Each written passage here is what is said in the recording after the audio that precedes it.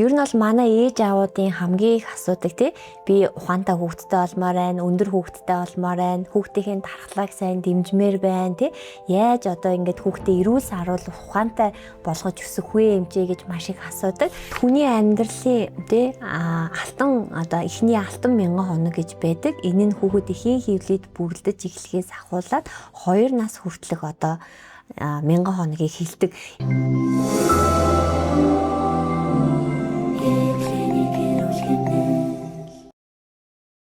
Сайн байцгаана уу? Эрүүл хэмнэл подкастын энэ удаагийн дугаараар Baby Ben эмнэлгийн нялхсан нойрны арга зүйч анаа ухааны магистр Зэ Болор цэцэг эмчээгээ урьж оролцуулж байна. Танд энэ өдрийн мэндийг хүргэе. Баярлалаа. Энэ өдрийн мэнд хүргэе. Нойр бол одоо хүний амьдралын хамгийн чухал хэрэгцээний нэг байдаг. Хүүхдэд тэгвэл нойр яагаад чухал вэ?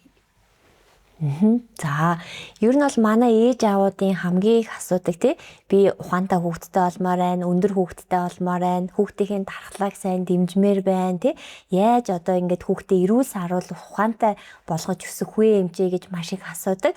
За, ингийн тулд бол хүүхдийн одоо тий эрүүл өсгөх хамгийн чухал зүйл бол хүүхдийн нойр, за хүүхдийн хооллол, тэгээд эрүүл орчинд аз жаргалтай гэр бүл төсөх нь хамгийн чухал гэдэг. Ийм учраас хүүхдийн нойр гэдэг маань хүүхдийн эрүүл мэнд, өсөлт хөгжлөлд одоо тий сайнаар нөлөөлөх салшгүй нэг хэсэг бол хүүхдийн нойр байдаг. Бага насны хүүхдүүдэд яг нойроо хангалттай авсан байна гэдгийг бид нар бол ингээд цагаар нь бол нэг ойролцоогоор мэдэж авдаг тий. Тэгвэл яг таны үзүүлж байгаа хүүхдүүдэд одоо 0-оос 2 нас, 2-оос 5 настай хүүхдүүдийн хувьд ямар байдаг вэ? Ерөнхийдөө бол юм одоо манай ээж нар ингээл эн тэндээс уншаал тий одоо манай хүүхэд тэдэн сартай, тэдэн цаг унтах ёстой юм байна. Тэдэн настай, тэдэн цаг унтна гэж ингээл маш их мэдээллүүд байдаг тий. За энэхүү гаргацсан байгаа энэ мэдээлэл бол ер нь бол ерөнхий мэдээлэл. Одоо жишээ нь таны хүүхэд, таны найзын хүүхэд хоёр яг адилхан сартай, адилхан настай байлаа гэд нэг нь одоо юу гэдэг хоногтоо 16 цаг унтаад нөгөөх нь 12 цаг унтаал тий тэгэнгүүт ингээд харьцуулаад миний хүүхэд арай цөөхөн цаг унтаад байгаа юм шүү, амархгүй ах шиг байна, тархин амарж байгаа болов эмчээ гэж маш их санаа зовдөг тий. За энэ нь бол ерөнхийдөө харьцангуй ойлголт юм. Одоо тэр яг ингээд тэдээс тэдэн настай хүүхэд, тэдэн сартай хүүхэд тийм цаг унтах ёстой гэд бичсэн байдаг боловч энэ нь хүүхэд болгон тийм байна гэсэн үг биш. Бүх хүүхдүүдийн онцлог өөр өөр байдаг байхгүй юу? Хэрвээ хүүхэд тань тий өдрийн турш зан аашин доктортай, өсөлт хөгжилд нь хэвэн явагдаж байгаа, өндөр жинийн үеийнхэнтэйгээ адилхан тий одоо насандаа хугацаандаа суусан, хугацаандаа мөсгөж сурсан, одоо насандаа хүлд орсон гэх мэт хөгжлүүд нь бүгд хэвэн явагдаж байгаа. Хүүхдийг нь одоо тий ааш зан нь ингэж уйлгнаал, өдөржин ээжигээ зуураал ингэдэггүй доктортай зан ааштай байдаг бол тэр ерөнхийдөө таны хүүхдийн хангалттай байна гэдгийг илтгэж байгаа. Тэрнээс ирж заавал манай хүүхэд тэдэн цаг унтах ёстой юм байна гэд тэгж унтахыг нь манай одоо ээж аавд маш их хүлээгээд идэг. Энэ нь бол ерөнхийдөө харьцангуй ойлголт гэдгийг одоо аав ээж нар маань сайн ойлгож авах хэрэгтэй. За тэгвэл одоо няраа өөхөд 2 цаг тутам одоо ингээл сэрүүлцдэг тий тэр үед нээжэд хөхөө өхүүлдэг тий. За ер нь бол энэ хүүхэд яг няраагт 2 цаг тутам сэрдгүү. За хүний нойрны одоо хэмнэл гэж байдаг. За том хүмүүсийн бол ингээд нойрны хэмнэл бол ерөнхийдөө дунджаар 90 минут байдаг. Хүүхдийн үүнээс 2 дахин бага буюу ерөнхийдөө нэг 40-оос 45 минут байдаг. Тэгээд том хүмүүс ч гэсэн адилхан. Одоо хүнд REM нойр, non REM нойр буюу сэргийг нойр, гүн нойр гэж 2 одоо тийм төрлийн нойр байгаа. Тэгэнгүүт том хүмүүс бид нар одоо гүн нойрноос сэргийг нойр руугаа шилжих, эсвэл сэргийг нойрноос гүн нойр руугаа ингээд шилжихдээ дунд нь сэрдэггүй байхгүй. Уг нь шүүн ингээд сэрж байгаа. Ингээд том хүмүүс цаг 30 минутаас 2 цагийн зайтаар ингээд нойрны шилжилт хийдэг. Тэр болгондоо сэрээд идэггүй. Харин хүүхдийн нас баг байх тусам буюу одоо тэр няраа нялах үедээ тэр нойрны шилжилтээ хийхдээ дунд нь заавал сэрдэг. Сэрээд ингээд дуу аваа гаргах тий одоо ингээд яг бид нар ингээд хүүхдээ харахаар сэрчлээдэй гэсэн тийм одоо шинжүүд илэрдэг байхгүй. Тэгэхээр хүүхдийн одоо тэр нойрны хэмнэл нь том хүмүүсийг бодвол хугацаа нь бага байдаг учраас тэгж ойрхон сэрэх нь бол хэвээ. Тий энэн дээр бол одоо ойрхон сэрлээгээд хүүхдийг одоо нойрондоо муу байна гэж бол дүгнэхгүй гэсэн үг.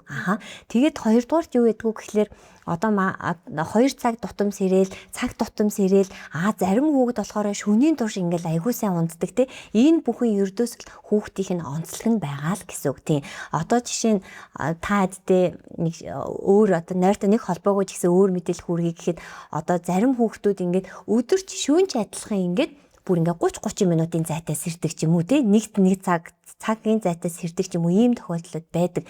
Энэ үед хүүхэд яадгүй гэхээр нэгдүгээрт одоо хүүхдийн эмчтэр хүмүүс очиж штэ ингээ манай хүүхэд ингээд ийна ямар нэг юм өвдсөн юм уу ингэсэн юм уу гэ тий. Тэгээ ингээд шалгаад үзээр хүүхдийг нь бүх зүйл эрүүл сааруул нойроо хангалттай авсан шинжтэй байдаг байхгүй одоо тийм ядарсан одоо хүүхдийг нь одоо юу гэдэг өсөл төгжилт нь ингээд хоцорсон ч юм уу өдөржингөө одоо тийм нойр ханаагүй шинжүүд нь илэрдэггүй. Тэгэхээр энэ ямар хүүхдүүд байдггүй гэхээр high need infants буюу өндөр хэрэгцээтэй хүүхдүүд бас нойрны асуудлуудаас их тулгардаг шүү.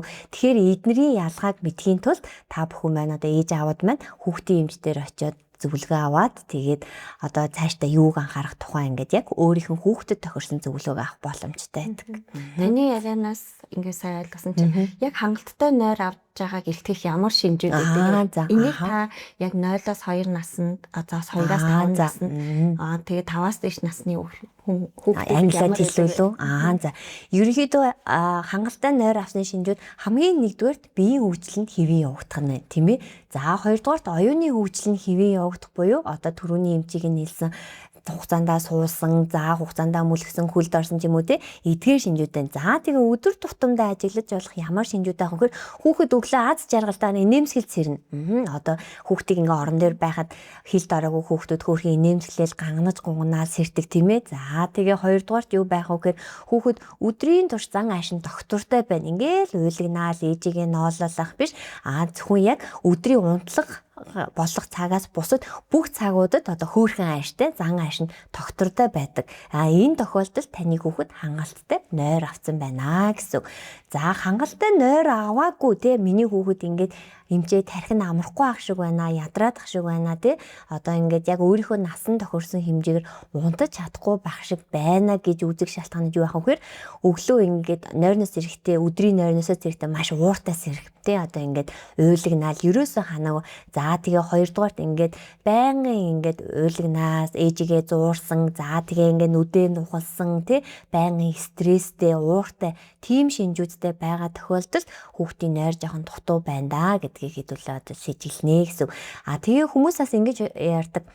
Нойрын ингээд одоо шүн ялангуяа сайн унтуулахын тулд өдрийн унтлагыг битээ илэг те. Өдөр ерөөсөө битээ унтуул ингээд ядраад жагаад шүн ам унтуул гэж айгүй их одоо биеиндээ зарим ээжүүд зөвлөдөг. Энэ бол буруу ойлголт. Хүүхэд хит ядралд орсноороо харин ч нойр улам одоо сэргэг болоод хүний бие ч ухаантай шүү дээ. Хүн ядраад ирэнгүүт хүнийг сэргээх даврууд хүний биеэс ялгаар. Тэгээд сэргээх даврууд ялгараад хахаар нойрны хэмнэл нь улам маалтагдаад нойронд улам л муулдаг гэсэн үг. Тэгэхээр хүүхэд өдрийн цагаар сайн унтсан хүүхэд шөнө сайн яг зөв өдөр сайн унтаж шөнө сайн унтнаа л гэсэн үг. Нэраа хүүхдийн нойрны онцлог унтах одоо зөв цаг хизээ байдаг вэ? Ер нь өөрчлөх хугацаа нь. За нэраа хүүхэд анх төрөөд эхний 2-7 хоног маш сайн унтдаг ерөнхийдөө. Та тэр нь бол одоо энэ төрөх замын стресстэй тэр ядралттай холбоотойгоор эхний 2-7 хоног бол маш сайн унтдаг. Гэртээ ямар ч дуу чимээ гаргасан яажж байсан хүүхэд нь ундаал идэг тий. Тэнгүүд манай ээж аваад яг л тиймэр байх юм шиг ингээд төсөөлждөг. Тэгээд 2-7 хоногтойгоос ахуулаад за зарим тохиолдолд одоо 3-4-7 хоногтойгоо ахуулаад 8-7 хоногийг дуустал нойр эрс багасдаг. Эрс багасдаг. За нөгөө сайн унтдаг байсан хүүхэд чинь 30 минут болгон сэрэл, заавал гар дээр унтгаал тий, ойрхон мөөмөө идгээл ингээд эхэлдэг. Тэгэл өчүүхэн жоохон дуу чимээнд үрдэл зочиол тий. Энэ одоо шинжүүд илэрдэг. Эдгээр нь бол ерөнхийдөө хэвийн.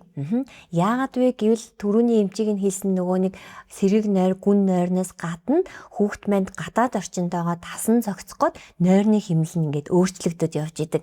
За нойрны шинжлэх ухаанд хүүхдийн нойрны хэмнэл ерөнхийдөө 4-6 сартаагаас тогтож эхэлдэг гэж үздэг. За тэр нь юу гэсэн үг гэхээр за манай хүүхэд оройд тедэн цагт унтдаг, шөнө тедэн цагт сэрдэг, өглөө тэдэд сэрдэг гэдэг ингээ хэмнэлтэй болцдог байхгүй. Энэ байдал ерөнхийдөө нэраа үед байдаггүй. За ээжүүд маань одоо тэгдэг штэ зарим шүн аюу сайн унтаал ингээл манай хүүхэд аюу сайн унтлаа за ашгууд ийм болж байгаа юм байна гэл тэнгүүд зарим шүн бүр ойрхон сэрэл тэгэд идэг те. За тэгээд бас нэг нэрэ хүүхэд ингэж олон дахин ингээд нойрны хэмнэл өөрчлөгдөж байгаа нэг шалтгаан нь циркадиан систем буюу одоо физиологийн цаг нь хөгжөөгүй байдаг. Энэ нь юу гэсэн үг гэхээр өдөр нартай болохоор би сэрэх ёстой юм байна. Орой харанхуй болоод чимээгүй болохоор би унтах ёстой юм байна гэдэг одоо тэр систем нь хөгжөөгүй байдаг нэрэ үед. Тийм учраас ойрхон ингэж сэрээд байдаг нь бол хэвээ. Тэгээ нэрэ нойрны онцлогийн хувьд бол хүүхэд заримдаа сайн унтаж болно, заримдаа муу унтаж болно. Муу унтлаа гээд ямар нэг юм өвдсөн ч юм уу одоо ямар нэгэн асуудал үүссэн гэсэн үг биш шүү. Гэхдээ мэдээж байнгын одоо тийм нойрондоо муу байнгын уйлгинсан байгаа тохиолдолд мэдээж хүүхдийн эмчэд хандаж зөвлөгөө авах шаардлагатай. Сүүлийн үед эцэг эхчүүд нэг sleep training боёо их хийдэг болсон тий. Энийг юу хизээ ямар насанд нь одоо хийж эхлүүл зүгээр. За яг таны асуулт зөв. Ялангуяа сүүлийн үед залуу ээж аав нар маань sleep training-ийг маш их асууж зөвлөгөө авахар орж ирдэг болсон. За sleep training-ийг яг нойрны зөвлөхүүд яг нөгөө циркадиан систем хөгжөөдөө нойрны хэмнэл ингээд үүсэж эхэлдэг үе буюу 4-өөс 6 сартаагаас sleep training буюу өөрөөрөө унтаж сурах арга гэж нэрлэдэг. Нэг монголоор энэ аргыг бол хэрэглэж эхлэх нь тохиромжтой гэж үздэг.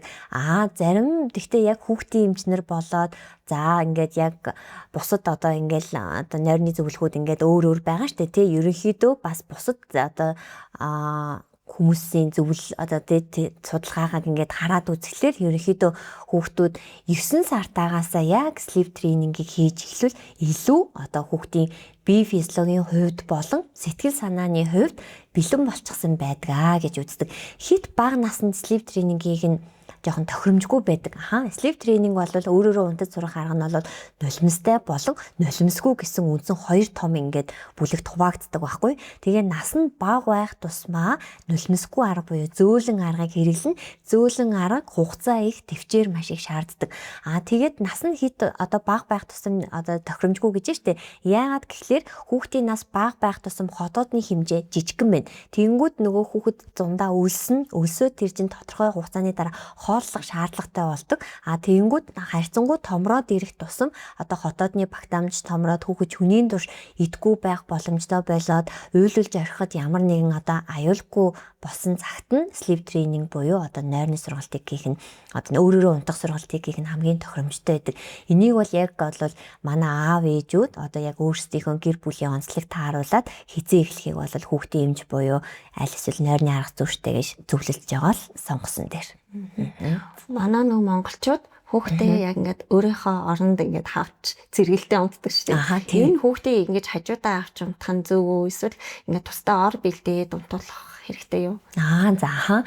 За ер нь бол хүүхдийг хажуудаа авч унтах уу, тусад нь унтуулах уу гэдэг нь бол тухайн гэр бүлийн өөрсдийнх нь сонголт. За манай монголчууд бол дийлэнхтэй хүүхдээ үрдэлж унтдаг. За ялангуяа 1-2 хүүхэдтэй цөөхөн хүүхэдтэй ээж аваад маань бол ихэнхдээ дандаа үрдэлж унтдаг. За олон хүүхэдтэй болоод ирэхээр ингээ хайрцангуй тусад нь унтуулад ингээ томоос нь ахуулаад тусад нь унтуулаад сургадаг. За хүүхдээ үрдэлж унтахын давуу тал байдаг. Тэр нь юу гэдгүү хэр хүүхэд ээж аавынхаа хайрыг мэдэрдэг те. Одоо ингээ намайг хайрлаж байгаа юм байна. Би хайрын дунд байна. Аюулгүй байна гэдгийг мэдэрдэг. За хоёрдугаар сайз буюу одоо нэрэн гинтийн үхлийн хам шинж гэдэг юмнаас хамт одоо ээжтэйгээ аавтайгаа хамт унтдаг хүүхдүүдэнд илүү бага өртдөг. Тэр сайз гэдэг нь юу байдгүй гэхээр одоо бага сартай хүүхдүүд ямар нэгэн өвчний шалтгаангүйгээр гинт одоо нас орохыг бол хэлдэг. Энэ нь бол дэлхийд бас нэлээд их тохиолддог. Одоо Америкийн хүүхдийн академиас гаргасан судалгаагаар бол энэ бол бага биш тоо гардаг. Үүний шалтгаан нь бол ерөнхийдөө хүүхдийн унтуулах байрлалыг зөв сонгох, унтуулах орчноо зөв сонгох те. Энэ дээр бүр унтлагын хувцс хүнжилтэй одоо ордны матрас хүртэл энэ асуудалд бол яригддаг. Тэгээ манай Монголд бол энэ сайз буюу нэрэн гинтийн үхлийн хам шинж бол ховор байдаг. Учир нь гэвэл одоо бид нэр хүүхдээ хөхөөр хооллоод дээрэс нь өөрчилж унтдагтай холбоотойгоор энэ гинтийн үхлийн хам шинж бол ховор тохиолдог. Тэгэхээр хүүхдээ хамтдаа унтах уу, аль эсвэл одоо тусдаа унтах уу гэдэг нь тухайн гэр бүлийн өөрсдийн сонголтоо л гэсэн үг. зарим нэг шаардлагаар одоо том болсон хүүхдээ тусад нь одоо эсвэл бие даалгаж унтуулах хэрэгтэй байна. Тэгтэл одоо энийг одоо анханасаа л өөртөө эсвэл цугтаа унтсан хүүхдүүд байгаа юм чинь энэ хитэн наснд нь ингэж бие даалгаж сургах хэрэгтэй. За энэ бол ерөнхийдөө бас л яг одоо жишээ нь дүүтэй боллоо ч юм уу те эсвэл одоо гэр бүл эрүүл мэндийн ээжийн шалтгаанаар ч юм уу ингээ хамтдаа унтах боломж болоход хүүхдийг тусдан унтуул сургах одоо шаардлага гарна шүү дээ те. Ингийн тулд хүүхдээ багаар сургана. За жишээлбэл ямар алхамдууд хийж болох вэ гэхээр нэгдүгээрт энэ ор бол ингээд юм аюулгүй очин шүү гэдгийг хүүхдтэй одоо ингээд ойлгуулна. Өдрийн цагаар тэр орон дотор нь тоглуулах, орон дотор нь өдрийн цагаар унтуулах тий. За хөрхөн дуртай тоглоомнуудыг ингээд орон дотор нь байрлуулах тийм юу байж болно. За мөн одоо comfort object буюу одоо ээжийн үнэр шингэсэн подволк ч юм уу, ээжийн үнэрс шингэсэн одоо юу гэдгийг хөхөвч ч юм уу тий. За эсвэл одоо юу гэдгийг нөгөө нэг ээжтэй холбоотой ямар нэгэн одоо тийм тухтай байдлыг үүсгэх эд зүйлсийг одоо хажууд нь байлгах, өртлүүлж унтах тий. За хүмүүс ингэдэж одоо жишээ нь би ингээд хүүхдийн хэмжээр ингээ хамбалтаарт ажиллаа сууж байхад зарим хүүхд ингээл нэг юм чихмэл тоглоом барьчаал ерөөсөө салтгүй те ингээл байн барьсан. За зарим нь хүнжилж ирээл яваад идэг те. Эднэр энэ төр бол яг тэр хүүхдийн өөрийнх нь тийм тухтай одоо өөрийг нь тайван аюулгүй гэдгийг ойлгуулдаг тийм одоо comfort object-ууд нь баггүй юу. Тэгэхээр тусад нь унтуул сурахын тулд нэгдүгээрт орыг аюулгүйгээд хоёрдугаар тийм comfort object буюу ээжийн үнэр шингэсэн эсвэл тэр чихмэл эсвэл хүнжил энтрийг нь хажууд нь байлгах хэрэгтэй. За тэгээд хүүхдийг одоо тусад нь унтуулж ингээд удаан хугацаагаар шууд ингээд ямар ч тасгалт байхгүйгээр шууд оронд нь орхиол ингээд айгүй удаанаар уйлуулаад тийм салах буюу одоо ээж аваасаа салах ганцаараа үлдэх айх мэдрэмжийг төрүүлэхгүйгээр багаар тасгаж сургах л хэрэгтэй. Энэнд мэдээж маш их хугацаа орно. Мэдээж нэг өдөр би тусад нь одоо ээж аав нарын тусад нь унтуулсан за одоо сурчлаа гэсэн юм бол байхгүй. Тодорхой хэмжээний үе шатлалтайгаар тусад нь унтуулах аргуудыг бол хэрэгжилж болно. Бас нэг юм байдаг шүү дээ. Хүүхдийнхаа дэргээд унтчихагаад одоо өөрийнхөө орлоо ингээл явах юм байдаг. Энэ хүүхдэд энэ хэцүү мэдрэмж төрүүлдэг юм болоо яг энэ судалдаг нь. Тий. Энэ арга бас одоо тохиромжтой. Гэхдээ энэ арга яадгүй гэхээр харьцангуй нөгөө нэг ухаантай одоо ухаан орчихсан гэх юм уу те яриаг ойлгодог болсон хүүхдүүдэд илүү тохиромжтой байдаг. Одоо ингээд хамтдаа нэг орон твтээд үлгөр уншиж өгөөд тийм ээ. Тэнгүүдээ одоо миний хүү ингээд унтах цаг боллоо. Ээж нь аав нь одоо нөгөө өрөөндөө очиж унтъя шүү гэд сэтгэл санааг нь бэлдээ. Тэгээд зүрмэглээд те яг унтахын өмнөх нь одоо сайхан амраарай гэд нөгөө өрөөргөө явдаг ч юм уу те өөрийнхөө орлоо ээж ав шилжиж унтах боломжтой байдаг тий. Бага насны бүрхийд жижигтэй насны хүүхдүүдийг унтуулад орхиход заримдаа нөгөө яг цэрэнгүүт ингээ шүн дунд цэрэнгүүт ээж байхгүй тохиолдолд нөгөө салах тий айх тийм одоо мэдрэмжүүд үлдэх гэдэг талтай байдаг. Тийм учраас энэ аргыг бол дийлэгтэй юм одоо тий ээж аавын яриаг ойлгодог болсон насандаа их зүгээрээд энэ бас нэг sleep training-ийн нэг аргад ордог нэг зөвлөн аргад байдаг. Тэрийг бол одоо бас дэлгэрэнгүй нойрны арга зүйчдээс бас очиод зөвлөгөө авахд бол манай ээж аав нар мань боломжтой. За тэгвэл энэ нойр багтай хүүхдүүдийг унтуулах одоо ямар аргууд байна вэ? За нойр багтай хүүхдүүд гээ тий эсвэл одоо нойрондоо муу хүүхдүүд гээл байдаг тий. Ерөнхийдөө нойр гэдэг юм бол бас генетик буюу одоо удамшлын шалтгаан бас байдаг шүү. Тий. Жишээ нь аав ээж угаасаа л нойронд сэргийг тийм ээ.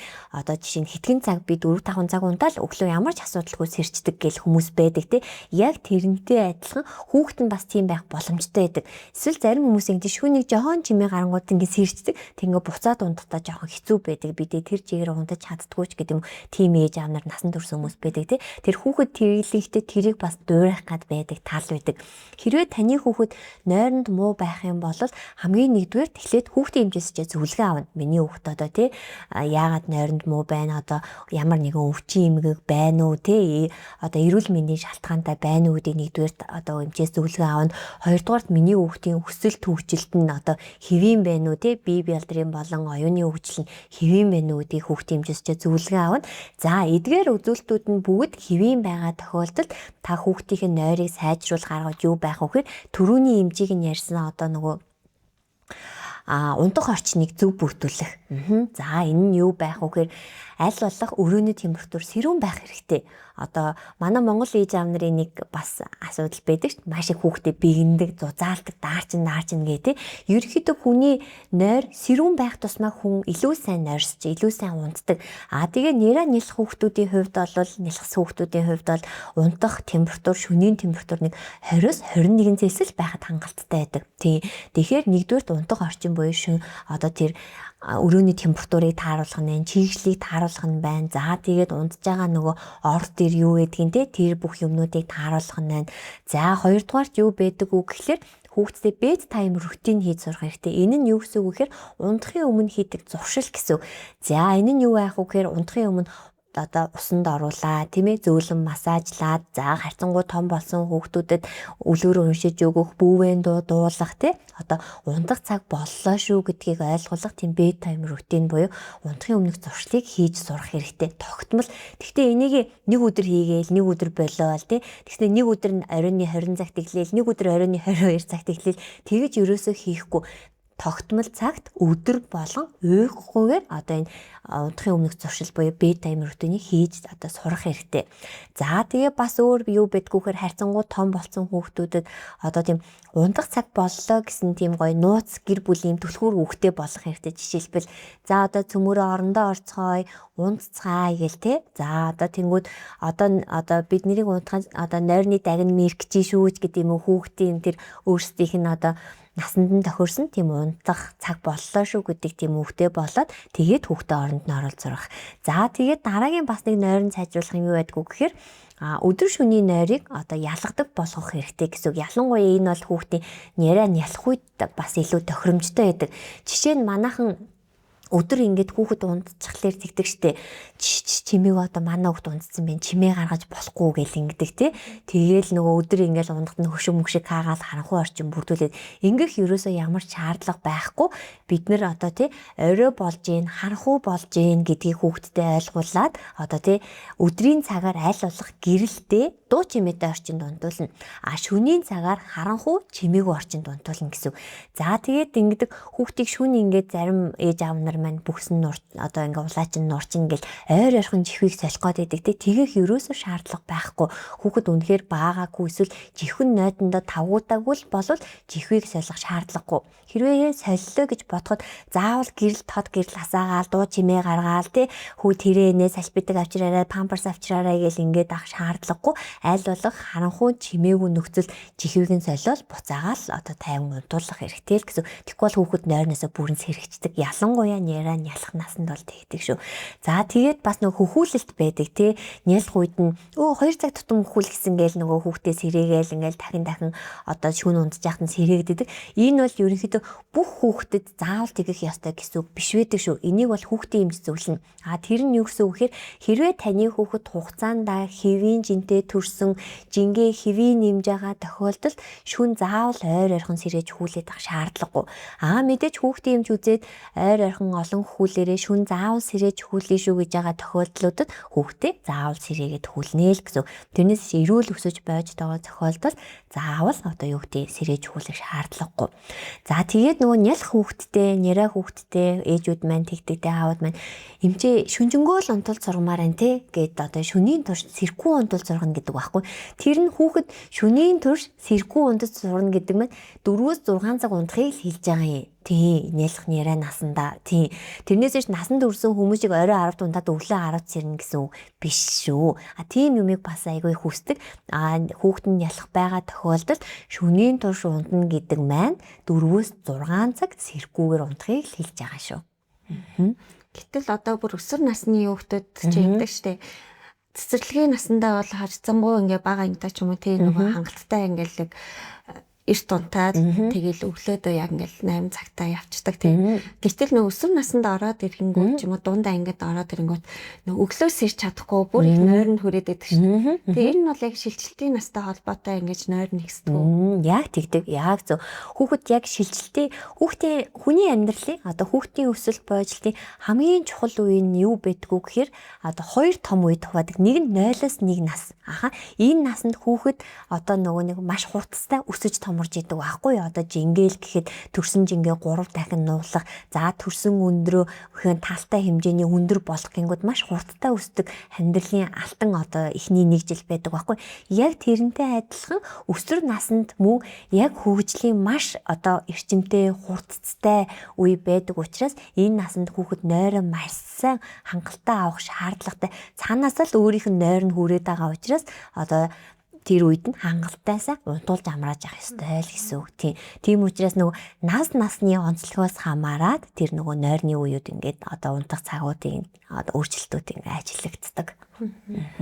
Тэгвэл бас нөгөө хүүхдийг нөгөө унтчих та өсдөг гэдэг тийм. За тэгвэл ийм өсвөр насны хүүхдүүд яг одоо шөнө яг доор хажинг 10 цаг унтах шаардлагатай байлаа гэхэд тийм одоо хичээлийн хажуугаар бас ингээд шууд бас эрт унтаж чадахгүй байгаа шүү дээ. Ачааллахтай хүүхдүүдийн яг нөгөө өсөлтийн нас нь одоо өсөлтийн цаг нь яг хизээ өнгөрдөг вэ? Жишээ нь одоо 10 цагт унтчих яг тэр өсдөг нас нь яг хизээ нь болдог вэ? Өсдөг цаг нь гэж байсан үг тийм шөнийн. Ерөнхийдөө хүүхэд унтчих үед одоо тэр хүүхдийн өсөлтийн гормон тий одоо эрчимтэй ялгарч хүүхэд ингээ өсөж идэг байхгүй. Тэгэхээр өсвөр наснд аль болох ээж аауд маань яах нь одоо цагийн хуваарийг аягүй сайн зохицуулж өгөх хэрэгтэй гэсэн үг. Аль болох 22 цагт орондоо орох хэрэгтэй. Үнэхээр хичээл номын шаардлагатай байдаг байлаа гэхэд оройтлог гэхэд шөнийн 00 цагт заавал хүүхэд унтсан байх хэрэгтэй. Тэрнээс би яг тодорхой тэдээс тэдэн цаг гэдэг юм ерөнхийдөө байхгүй. Тий. Хүүхэд сайн унтж байгаа тохиолдолд хүүхдийн яах нь өсөлтийн даавар илүү сайн ялгаж илүү сайн өсөж идэх бол гэсэн үг. Тэгвэл одоо аль насны хүүхдүүдэд яг хизээ нэг гүн найрсалт руугаа шилждэг вэ? Одоо эхний 1-2 цаг бол одоо яг гүн найр нь яг тэр нэг хугацаатай. Тий. Жишээ нь хідэн цагт унтснаас шалтгаалж байгаа байхгүй. Насанд хүрсэн харьцангуй том настай болоод ирсэн хүүхдээ одоо тэр нойрны хэмнэл насанд хүрэгчдэгтэйгээ ойролцоо болцдог учраас унтснаас хойш 90 минут буюу цаг 30 минутаас 2 цаг одоо гүн нойронд байж байгаа. Тэгээ буцаад цэрэг нойр тэгээ гүн нойр ингээд ээлжлэж явдаг гэсэн. Тэгээд насанд томроод ирэх тусмаа тэр нойрны шилжилтийн дунд сэрдэггүй. Тэгэхээр хангалттай өөргөөс ирж байгаагаа ч мэдгүй яг том хүмүүс шиг тэгээ унтцдаг л гэсэн үг. Хүүхдийн нойр гүйдэл гэж байдгүй юу нөлөөлдөг вэ? Хүүхдийн нойр гүйдэл гэж юу нь бол байдаг. Тэгээд энэ нь бол дийлэнхтэй харьцангуй том насны хүүхдүүдэд тохиолдог сэтгэл зүйтэйгээр холбоотойгоор нойр гүйдэл төртөж олдог. За энэ нь бол дийлэнхтэй өсвөр наснда тий.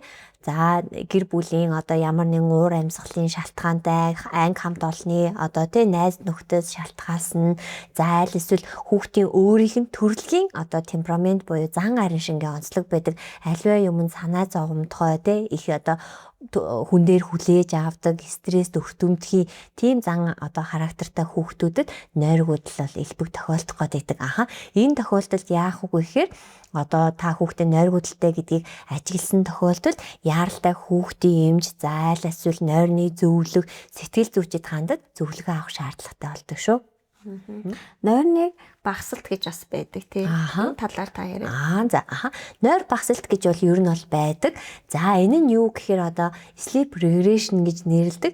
Дийлэнхтэй энэ нь бага насны хүүхдүүдэд илүү их тохиолддог. За нойр багсалт нь ерөнхийдөө одоо хүүхдийн хөгжлийн үедээ маш их холбогддог. Хүүхэд дөнгөж төрснөөсөө 1 нас хүрэх хугацаанд одоо 12 сарын хугацаа байгаа шүү дээ. Энэ хугацаанд нойрны багсалт буюу sleep regression 6-аас 12 удаа орох боломжтой гэж одоо нойрны зөвлөхүүд үздэг. Энэ нь одоо ямар үед дийлэнхтэй тохиолддог вэ гэхээр түрүүний эмчийг нь хэлсэнтэй адилхан хөгжлийн үеуд болох шүд ургаах, за хүүхэд толгоогоо даах, сууд сурах, мөхлгөд сурах, явж сурах тийм ээ ганганаж гунганах гэх мэт одоо хөгжлийн үеүүдтэйг нь холбоотойгоор sleep regression буюу нойр багсалт үүсдэг.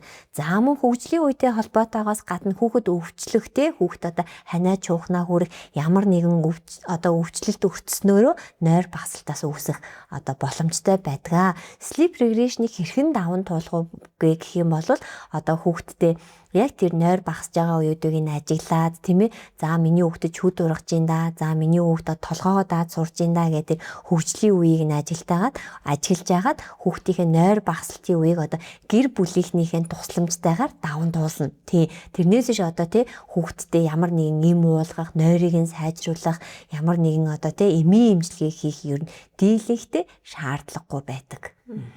Сүүлийн үед бас насан туршид нөгөө нойр гудалтай ч юм уу те энэ нойр багасж байгаа үедээ нөгөө мелатонин хэрэглэдэг байгаа тийм. Тэгвэл энэ хүүхдэд энэ хэрэгжилж болох уу? Энэ хэр удаан хугацаанд хэрэгжилж болох вэ? Бас энэ эмэнд энэ тасал үүсгдэг юм уу? За мелатонин эмийг ерөнхийдөө бол хэрэгжилж болно. Хүүхдэд одоо 1 сартаагаас 18 нас хүртэлх бүх хүүхдүүд мелатониныг хэрэглэж болно. Мелатонин гэдэг нь өөрөө юу гэхээр хүний тархинаас ялгардаг нойрыг хариуцдаг даавар. За энэ даавар нь одоо нөгөө төрөний эмчиг нь ярьсан циркадиан системтэй бас л холбогдно. Хүн одоо тий гадаа харанхуй болоод унтах цаг болоод оройн цаг болох үеэр мелатонин илүү их ялгардаг. За тэгээд өглөө болоод нар гараад гэрэлтэй болоод ирэхлээр мелатонины ялгарал багасаад ирдэг байх нь шүү дээ. Тэгэхээр хүүхдийн нойрны хэмнэл тогтохгүй тийм ээ хүүхэд одоо 4 сард хүрээ 6 сар хүрчихсэн мөртлөө нойрны хэмнэл нь тогтохгүй өдөр шөнийн ялгааг одоо тий ялгаж чадахгүй тэгээд одоо ээж маш их ядраад тий ээжэд туслах тий одоо гэр бүлийнхэн туслах хүн байхгүй үнэхээр их ядарж байгаа тохиолдолд хүүхдийн нойрны хэмнэлийг хэвийн байдалд оруулахын тулд мелатониныг буюу одоо тэр нойрыг хайзруулдаг дааврыг тодорхой тунгаар тодорхой хугацааны турш уулгаж болдог. Энэ одоо мелатониныг уулгахдаа нойрны эмч одоо тий хүүхдийн эмчээсээ ч юм уу зөвлөгөө аваад тунгаа тогтоогоод орой болгон тогтмол цагт уулгана. Тэгээд хамгийн багадаа 14 хоног уулгадаг. Тэрийг ганц 2 удаа уугаад хүүхдийн нойрны хэмнэл хэвийн болчихно гэсэн үг биш. Тодорхой хугацаагаар буюу хамгийн багадаа 2-7 хоног ба түүнээс дээш хугацаанд ууж агаад тэгээд хүүхдийн нойрны хэмнэл хэвийн болдог. Ер нь бол мелатониныг хэрэглэж болдог тийм. За бас одоо тийм бага насны хүүхдийг онгоцонд авч явахд бас хүмүүс надад айгүй их ирж асуудаг. Эмчээ одоо ингээд онгоцонд авч явахын тулд байнгын унтуулахын тулд одоо ингээд хашлын юм өгчгүү те ингээд унтуулдаг ямар юм байна вэ гэж их асуудаг. Ерөнхийдөө хүүхдээ хол аялалд авч явж байгаа тохиолдолд бас тэр мелатонин буюу тэр нойрны одоо дааврыг хэрэглэж болно. За хоёрдугаарт бас хүүхдийн нойрны хэмнэл ингээд өөрчлөгдчихдөг байхгүй. Жишээлбэл аялалд явах цагийн зөрүүтэй болох өөр газар нүүж очих энэ төргээд тэр шалтгаануудын улмаас хүүхдийн нойрны хэмнэл өөрчлөгдөг. Тэр нойрны хэмнэлийг хэвийн байдалд оруулахын тулд төрөний эмчийн хэлсэн нойр сайжруулах нөгөө б тайм рутин эдэргээд бусад зүйлсээ хийгээд үр дүн гарахгүй байх юм бол мөн мелатониныг бас хэрэглэж болно. Тасал үүсэх тал дээр бол яг одоогийн байдлаар хүүхдийн нойрны зөвлөхүүд одоо тэрийг судлаад тийм хугацаанд хэрэглэл тийж тасал үүснэ гэсэн судалгаа одоогоор бол гараагүй байгаа. Харьцангуй нөгөө нэг хүний өөрийнх нь одоо нөгөө нэг тархинаас ялгардаг даавар учраас одоо side effects буюу одоо нөгөө гаж нөлөө одоо бага тий бусад одоо нойрны эмнүүдийг бодвол харьцангуй бага байдаг учраас хүүхдэд хэрэглэхэд ямар нэгэн аюул байхгүй. Тэгвэл бага насны хүүхдийг унтуулах юм таатай ямар орчнуудыг нэг одоо тий зөвлөл тохиромжтой вэ? Одоо им хэрэглэхгүйгээр гэвэл тийм төрөний нөгөө эмчийг нь ярьсан шиг эхлээд орчны температураа бүрдүүлэх тий агаарын жигшэл дуу чимээнд унтаж чаддгүй бол чимээ шуугааныг багасгах тий.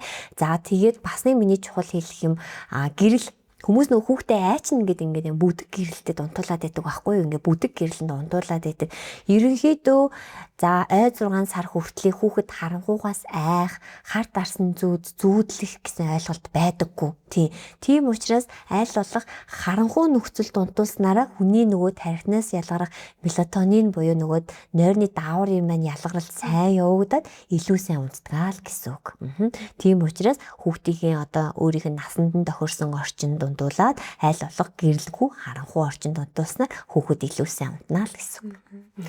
Одоо хүүхдийн унтах цагаас өмнө нөгөө зарим нэг хоол хүнс ч юм уу одоо хүмүүс чихэр итгэхээр хүүхэд аягүй ингээд хит юм хөдөлгөөнтэй болчихсон шүү дээ тийм. Юу нэг байхгүй байх хэрэгтэй юу? Нойрны зөвлөгөөдийн хувьд бол яг тэгж тий унтахын өмнө тийм хоол бити өгөөрэй, тэгэрээ ингэрэй гэдэг юм бол яг байхгүй. Гэхдээ хүүхэд унтахын өмнөх 2-3 цагийн өмнөөс орчноо бэлдэж эхлэх ёстой. Энэ нь юу гэсэн үг гэхээр гэрийнхээ одоо гэрлийг бүдэгсгэх, дуу чимээг нь багасгах тийм ээ. За тэгээд хит сэтгэл хөдлөсөн одоо гүүж хараас нь нуугдаж тоглосон ч юм уу те хүүхдийг хот хийж инээлгсэн тийм одоо нөгөө тоглоом тоглохгүй хүүхдийг одоо тийм хөөрлийн байдалд оруулахгүй байх хэрэгтэй гэсэн. Тэгээд одоо өрөөнийхөө гэрлийг бүдэгсгээд гэр орныхоо дуу чимээг багасгаад ингээд багасгаж яагаад хүүхдээ яг оронд нь оруулаад тайван унтуулнаа л гэсэн үг. Тэрнээс яг тийм юм бити идүүлээрээ тэгэрээ ингээрээ гэсэн зөвлөгөө одоо юм байдлаар бол байхгүй. Нойрны холбоос гэж юу байдаг вэ? Таны талаар яриач. За нойрны холбоос буюу sleep association гэж байдаг.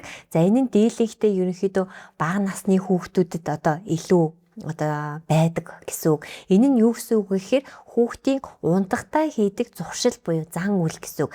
За нойрны холбоос нь хүчтэй болон сул гэсэн одоо тийм хоёр ангилалд байдаг.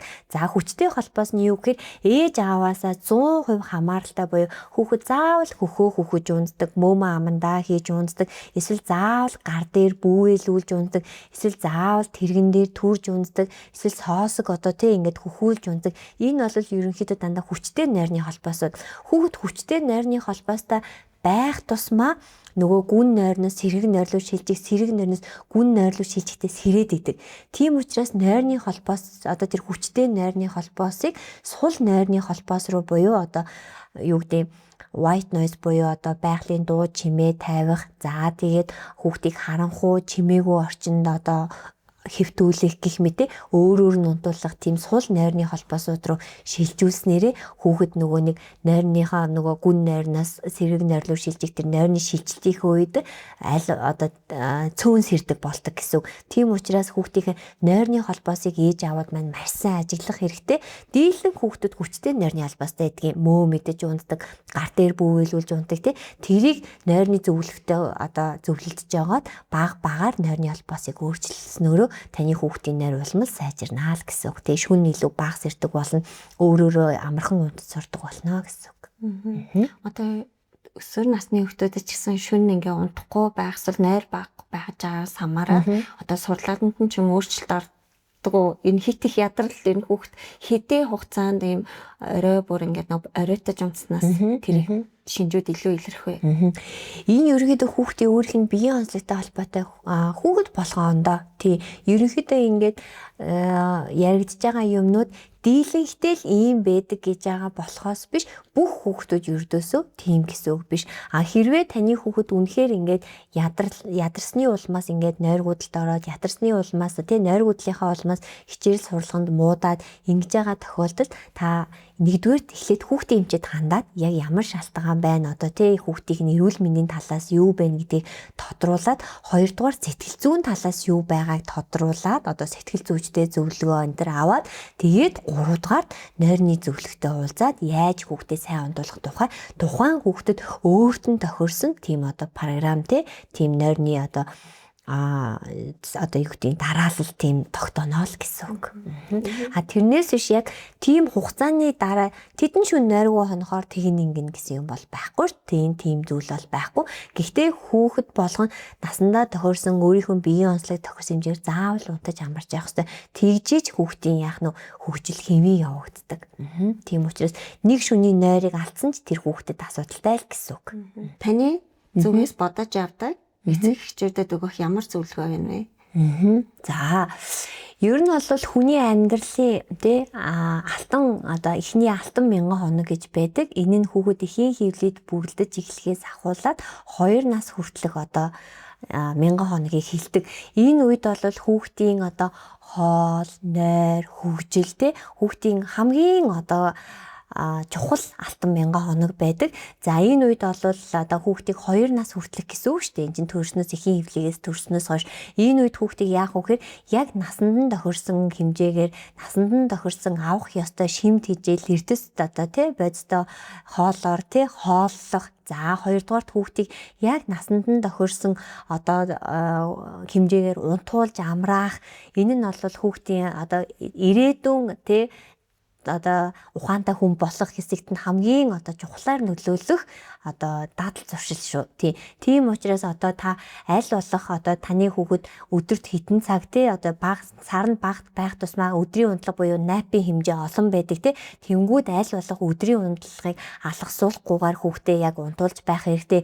Хүүхдийнхээ насанд нь тохирсон хоол тэжээлийн бодисоор одоо хоолж явах хэрэгтэй. Зарим ээж аавууд маань манай хүүхэд харшилтай гээд тий бүх хоол тэжээлийг ингээд хорчоод идэг.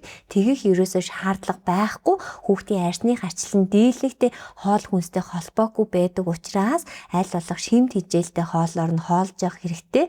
Тэгээд ээж аавуудтай хандаж хэлгээд те амьдралын эхний алтан мянган хоногт нь насанд нь зөв тохирсон нойр болон хоолтой байх нь таны хүүхэд ирээдүйд те эрүүл сарвал ухаантай хүн болж өснөө л гэсэн үг.